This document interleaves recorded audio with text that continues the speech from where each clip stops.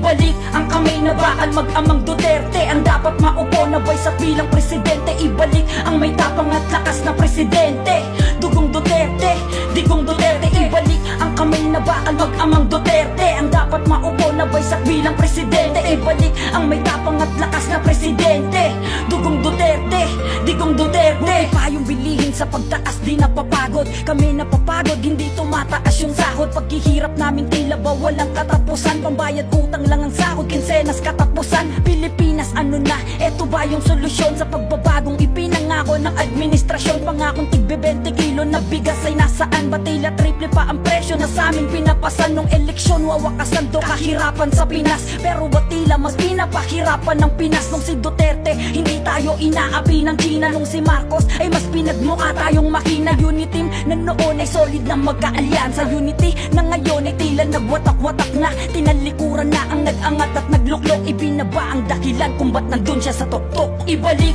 ang kamay na bakal mag-amang Duterte, ang dapat maupo na buhay sa bilang presidente. Ibalik ang may tapang at lakas na presidente, Dugong Duterte, Digong Duterte.